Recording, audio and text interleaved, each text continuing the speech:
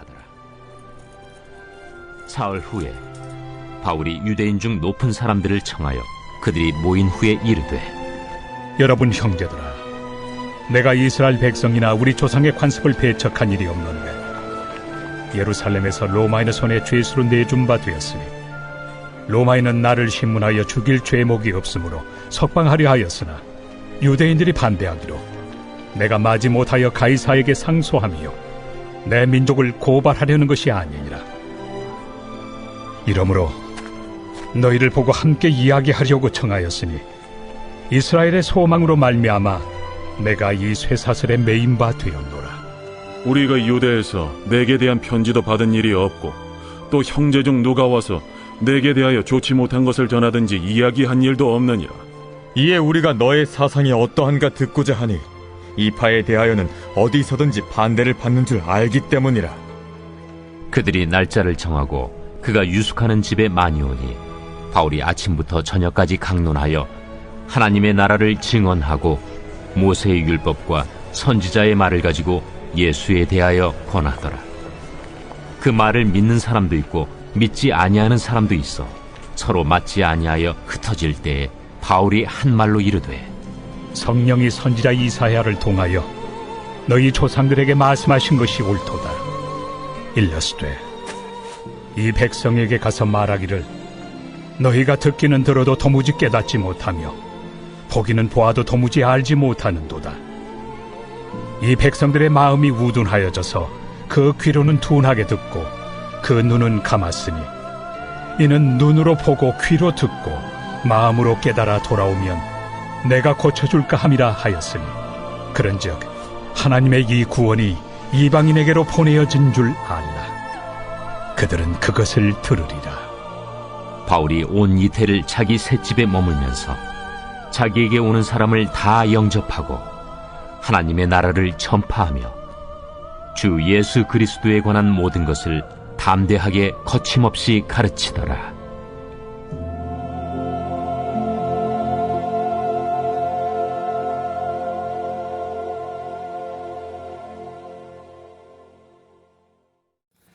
사도행전은 1장 8절의 말씀을 시작으로 해서 주께서 약속하신 말씀과 그 뜻이 어떻게 성취되었는지, 또 그 뜻이 이루어지기까지 하나님의 택한 사람 사도 바울을 통해서 신실한 하나님의 역사가 이방 땅에까지 어떻게 증거되었는지를 잘 기록하고 있습니다.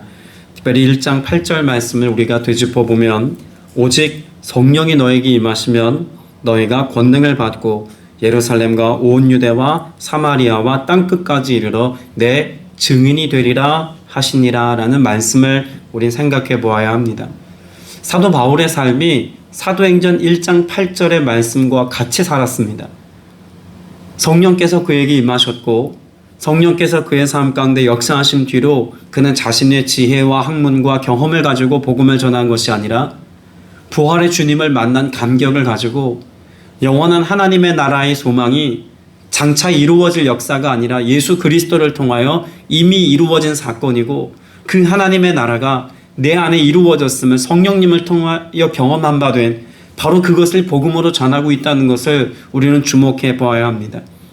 사도 바울이 전하고 싶었던 메시지, 그것은 하나님의 약속의 말씀이 이미 예수 그리스도를 통해서 성취되어지고 이루어졌다는 것을 많은 이들에게 전하기를 원했습니다.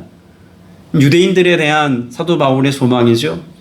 그리고 더불어 사도 바울은 복음을 들어보지 못했던 그들에게 하나님 나라의 시작과 그 과정 가운데 예수 그리스도의 오심과 이것이 다 성취되어지기까지 성령께서 우리와 함께하기를 원하신다는 그 복음의 메시지를 이방인들도 듣고 알 수 있도록 전하는 사명을 지금껏 감당하고 있습니다.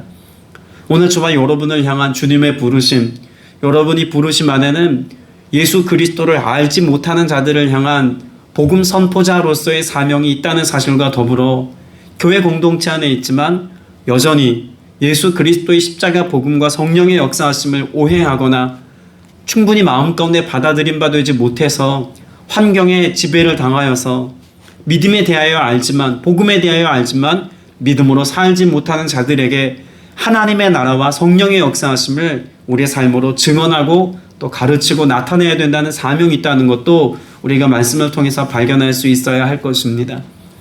사도행전은 28장의 말씀으로 끝을 맺습니다. 그리고 28장으로 끝맺는 사도 바울의 사역은 사실 로마에서의 구체적인 사역이나 또 그의 사역의 마지막 모습을 정확하게 기록하고 있지는 않습니다.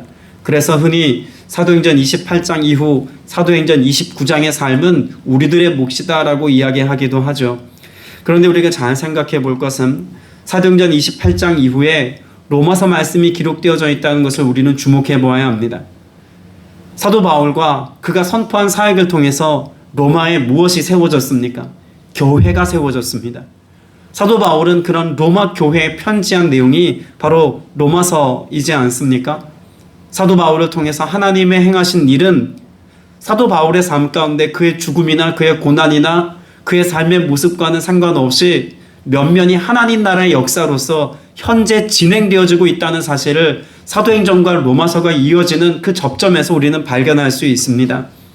오늘도 그런 복음의 역사와 사도 바울뿐만 아니라 수많은 믿음의 사람들을 통해서 하나님의 나라와 하나님의 뜻이 선포되어지고 증명되어지기를 주님이 기뻐하신다는 사실을 오늘 말씀을 통해서 발견하셔서 오늘 사도행전의 마지막 장을 함께 나누면서 오늘 여러분에게 주어진 그런 각자의 소명, 또 우리를 통해서 이루기를 기뻐하시는 하나님의 일이 성취되어지기까지 깨어 기도할 수 있는 저와 여러분 다 되시기를 주님의 이름으로 축복합니다. 사도행전 28장 17절 말씀부터 읽었습니다만 우리는 어제 읽었던 14절 말씀부터 다시 보아야 합니다. 14절 말씀을 보면 우리는 거기서 신도들을 만나서 그들의 초청을 받고 이래 동안 함께 지냈다. 그런 다음에 드디어 우리는 로마로 갔다라고 말합니다. 자, 로마에 가기 전에 사도 바울이 보디올이라고 하는 곳에서 신도들을 만나는 장면이 있습니다. 여기 나오는 신도들은 이미 로마 교회 공동체 안에 있는 그런 신도들이다라고 하는 것을 예측해 볼 수 있습니다. 아직 사도 바울을 통해서 교회라고 하는 형태가 명확하게 로마 교회에 세워진 것은 아니었습니다만 로마 지역 내에 예수 그리스도를 믿는 무리가 있었다는 것 정도는 이 말씀을 통해서 알 수가 있겠죠. 이 보디올이라고 하는 것은 어떤 곳이냐면 항구 도시입니다. 그러니까 로마로 들어가는 관문과 같은 곳이죠. 로마로 바로 들어갈 수 없는, 육지로 들어갈 수 없는 항로를 통하는 사람들은 보디올에 배 타고 와서 여기서 내려서 약 160km 정도 떨어져 있는 로마로까지 그런 육지로 이동하는 것이 당시 보편적인 이동의 방법이었습니다. 사도 바울이 이 로마에 온다는 이야기를 이미 로마 지역에 살고 있었던 성도들이 알고 있었다는 사실이죠. 그리고 사도 바울을 마중 나옵니다. 죄수의 신분으로 오는 사도 바울이지만 그를 맞아주어서 그를 통해서 이루실 하나님의 일들을 기대하는 사람들이 지금 여기 모여 있다는 것입니다. 그래서 14절에 신도들을 만나서라고 하는 말씀을 통해서 사도 바울의 사역을 하나님께서 얼마나 인정하고 계신지를 명확하게 다시 한번 말씀해 주고 있습니다. 15절 말씀에 보면 사도 바울은 그런 신도들과의 만남을 통해서 어떤 은혜를 누렸다고 말씀하고 있습니까? 15절 후반부에 보면 바울은 그들을 보고 하나님께 감사를 드리고 용기를 얻었다라고 말합니다. 그들을 보고 하나님께 감사를 드린 감사 내용은 무엇이었을까요? 이미 로마 지역 안에는 흩어진 그리스도인들로 인하여서 많은 어려움을 겪고 있는 시기였습니다. 그러니까 로마 지역에도 이미 믿는 사람들이 있었는데 로마가 정치적인 목적과 수단으로 이 신앙을 폄하하여서 믿는 자들이 로마에 해약된다는 이야기를 퍼뜨렸고 그래서 유대인들이 로마에서 추방됐던 사건들이 이미 벌어진 상태였습니다. 그리고 한 5년이 지난 지금이기 때문에 신도들의 입지나 위치는 썩 좋지 못한 상황이었다는 것이죠. 그리고 이에 대하여 유대인들조차도 지금 적대적이고 받아들이지 않는 상태였다는 것을 우리는 전 이해해야 합니다. 이와 같은 상황 가운데서도 지금 여기 로마 지역에는 어떤 이들이 있었습니까? 그런 어려움이 있고 박해가 있고 유대인들이 배척하는 복음에 대하여 반대하는 이들이 많은 때에도 로마에서 여전히 믿음을 지키고 살아가는 이들이 있더라는 것이죠. 하나님의 말씀 또 예수 그리스도를 통하여서 이루어진 그 구원의 역사에 대한 하나님 나라 일들을 듣고자 기대하고 소망하는 마음 가진 사람들이 사도 바울을 기다리고 또 또 그와 동역하기를 소망하는 마음을 갖고 있더라는 것입니다. 사실 사도 바울 입장에서 보자면 로마는 불모지입니다. 복음이 제대로 전해지지 않았던 땅이고 또 믿는 자들이 있음에도 불구하고 왕성한 사역이 일어나고 있지 않은 땅입니다. 그러니 내심 죄수의 신분으로 호송되는 사도 바울 마음 가운데 그것이 성령의 인도하심이라고 할지라도 내심 의심이 들거나 또 두려운 마음이 있지 않겠습니까? 그런데 신도들을 통해서 사도 바울이 감사를 드리고 용기를 얻었다는 것은 단지 그들을 보고 내 편이 있구나, 내 주변에서 도와줄 사람이 있구나라고 하는 정도의 안도감이 아닙니다. 하나님은 여전히 믿는 자들을 통해서 이미 그 땅에서 일을 하고 계시구나라고 하는 것에 대한 영적인 안도감인 것을 우리는 알아야 합니다. 자, 로마로 사도 바울을 보내신 분이 누구십니까? 성령님이죠. 성령께서 사도 바울을 그 땅에 이르게 하시기까지 유라굴로라고 하는 광풍 속에서도 사도 바울을 건지셨고 그가 로마로 아직 들어가기 전부터 하나님의 사람들을 보내어서 믿음의 사람들과 교제하게 하신 것은 사도 바울로 하여금 그 로마 땅에서 일하실 분이 여전히 성령 하나님이신 것을 알게 하시기 위한 은혜의 방편이었다는 것입니다. 우리도 하나님께서 우리에게 주신 어떤 일들을 감당하거나 혹은 일상에서 주어진 어떤 일들을 이루어가는 과정 가운데 애초에 시작도 하기 전부터 지레 마음에서 겁부터 먹는 일들이 종종 있습니다. 과연 이 일이 잘 되어질까? 과연 이 일의 결과가 내가 생각했던 것처럼 많은 열매를 맺는 일이 되어질까? 내가 이렇게 수고하고 열심히 노력하고 헌신했는데 이 일들이 어그러지지는 않을까? 이와 같은 염려와 근심들이 가득 찰 수 있는 상황이라는 것입니다. 그런데 이와 같은 때에도 우리가 무엇을 신뢰해야 할까요? 나에게 소명을 주시고 또 오늘 나로 살게 하신 이가 주님이라는 사실을 우리가 믿는다면 주님이 하실 일들을 기대하고 사도 바울이 그랬던 것처럼 오늘 이 예배 현장 가운데서 여러분 감사하고 용기를 얻어서 오늘 이 하루의 삶을 살아갈 수 있는 은혜가 있게 되시기를 주님의 이름으로 축복합니다. 이와 같은 주님께서 확증해 주시고 또 감사를 드릴 만한 은혜를 베푸시며 용기를 주심에 그제서야 사도 바울이 로마에 들어갑니다. 회복이 있었다는 거죠. 로마에 들어가기 전 이미 지치고 피곤한 마음과 육체를 주님께서 만지시고 회복해 하십니다. 이 신도들과의 교제가 약 일주일 정도 있었는데 사도 바울은 로마에 들어가기 전 그 일주일 동안의 이 교제가 그에게는 쉼이 되고 안식이 되고 또 평안을 회복하는 기회가 되었을 것입니다. 우리 주변에 믿음의 삶을 살다가 지친 이들이 있을 수 있습니다. 또 내가 그렇게 지친 당사자가 될 수도 있지 않겠습니까? 분명 우리 안에 성령의 역사하심과 주의 은혜가 흐른다는 것은 분명히 부인할 수 없는 사실입니다. 그러나 이와 같은 주님의 위로와 소망의 역사가 일어나기까지 사람을 통해서 일하고 계시는 하나님의 은혜도 우리는 생각해 볼 수 있어야겠죠. 오늘 나에게 그런 위로가 필요하다면 주님 하나님의 방법으로 특별히 사람을 통해서 하나님께서 이와 같이 역사하실 때 내가 이것을 깨닫고 알아서 주님의 위로하심으로 내가 누리게 하여 주옵소서 기도하시고 또 한편으로 사도 바울을 위로했던 동역자들과 같이 여러분의 삶이 누군가에게 위로가 되어 주어서 하나님 나라의 일을 함께 이루어가는 기쁨과 즐거움을 누릴 수 있게 되시기를 주님의 이름으로 축복합니다.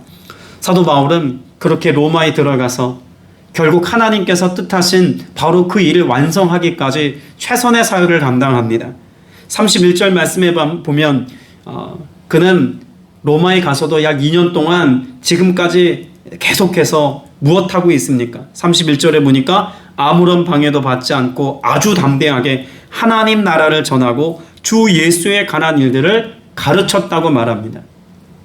애초에 사도 바울은 안디옥 교회로부터 파송되어서 1차 전도여행을 시작할 때로부터 지금까지 여기 로마에 당도하기까지 그 입술의 고백과 믿음의 선포가 무엇에 관한 것이었을까요? 하나님 나라와 예수 그리스도에 관한 복음의 메시지였다는 것입니다.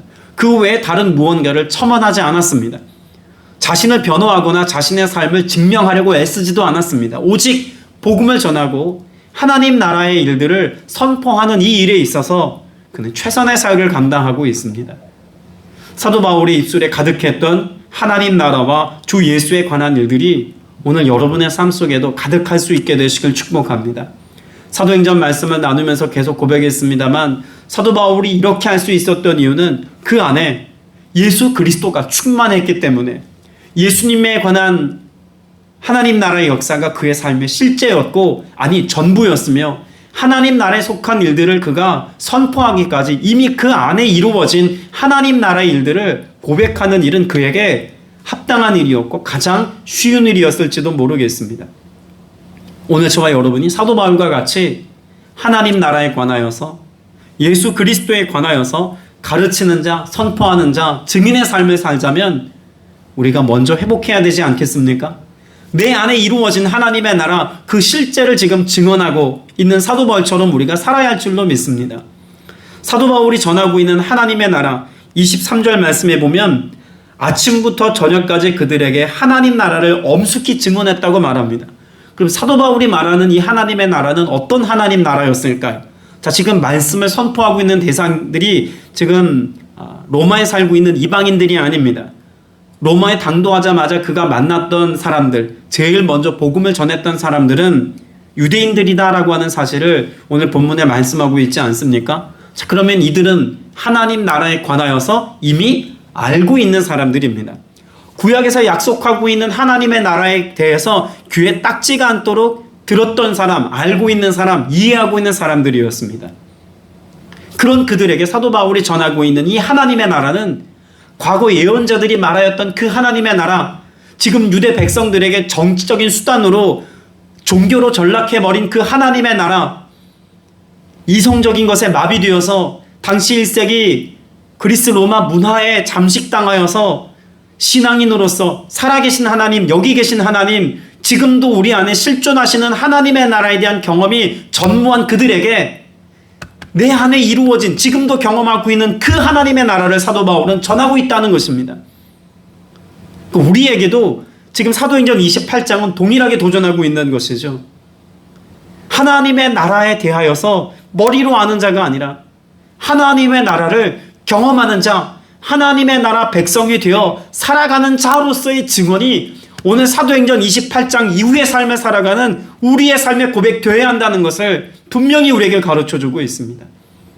하나님의 나라를 맛본 자가 되어 오늘은 살게 되시기를 축복합니다. 하나님 나라에 속하여서 하나님 백성 되어 살아가는 기쁨과 즐거움을 여러분의 삶 속에 사도 바울과 같이 그 실제적인 기쁨으로 누리며 살아가는 여러분 되시길 축복합니다. 그래야 사도 바울이 그랬던 것처럼 우리는 복음의 비밀한 것을 삶으로 증언할 수 있고 삶으로 선포할 수 있으며 삶으로 나타낼 수 있는 것인 줄로 믿습니다. 분명 우리가 그런 복음에 합당한 삶을 살고 하나님 나라를 경험하는 자로서의 오늘의 삶을 살아도 이에 대하여 많은 사람들이 혹은 모두의 사람이 우리의 삶으로 살아낸 복음의 메시지를 기쁘게 받아들이는 것은 분명 아닙니다. 오늘 말씀해 보면 24절에 더러는 그의 말을 받아들였으나 더러는 믿지 않았다고 말하지 않습니까? 여러분, 앞서 전제했던 것처럼 지금 사도 바울이 전하는 하나님 나라에 대하여 이미 알고 있는 자들입니다. 그럼에도 불구하고 예수 그리스도를 통하여 이루어 놓으신 구원의 역사가 선포되어질 때 이것을 믿는 자, 믿지 않은 자는 극명하게 갈라졌습니다. 저는 이 말씀을 묵상하면서 이미 교회 공동체 안에 있는 사람에게도 복음의 메시지가 필요하다는 사실을 다시 한번 깊이 묵상하게 되었습니다. 유대인들에게 이미 하나님의 나라와 그 언약의 말씀에 대해 잘 알고 있는 유대인들에게 사도 바울이 로마에 가서까지 복음을 전한 것처럼 예수 그리스도를 이미 잘 알고 있는 저와 여러분에게도 오늘 또 우리에게 선포되어야 할 복음의 메시지, 십자가의 사랑, 보혈의 능력, 성령의 기름 부심과 충만한 은혜의 역사를 회복하며 살아가는 삶, 여러분, 이것은 우리에게 또다시 필요한 복음의 메시지가 아닐까라는 깊은 묵상도 해보게 되었습니다. 이미 머리로 알고 있는 것으로 그치는 것이 아니라 오늘 이 아침에 깨어 기도하는 이 시간을 통하여서 하나님 나라 백성으로서의 삶을 여전히 살아갈 수 있는 여러분 다 되시고, 또 여러분의 삶을 통해서 교제하고 있는 믿음의 성도들에게 하나님 나라의 역사가 선포되어지는 은혜가 있게 되시기를 축복합니다. 자, 그런데 27절 말씀에 보면 이와 같은 사도 바울의 선포에 마음이 무뎌진 자들에 대하여 사도 바울이 이사야 6장의 말씀을 인용하면서 이렇게 말씀합니다. 이 백성의 마음이 무디어지고 귀가 먹고 눈이 감기어 있다. 이는 그들로 하여금 눈으로 보지 못하게 하고 귀로 듣지 못하게 하고 마음으로 깨닫지 못하게 하고 돌아서지 못하게 하여 내가 그들을 고쳐주지 않으려는 것이다. 여러분, 이 말씀은 끊임없는 하나님의 역사하심에 대하여서 끝없이 하나님의 말씀을 받아들이지 않으려고 선택한 사람, 그 마음이 딱딱하게 굳어진 것을 그저 그것이 자신의 삶으로 받아들이고 있는 이들을 향하여서 얼마나 오래 참고 기다리셨는지를 도리어 역설적으로 말씀하고 있는 하나님 아버지의 마음을 잘 표현해내고 있는 말씀입니다.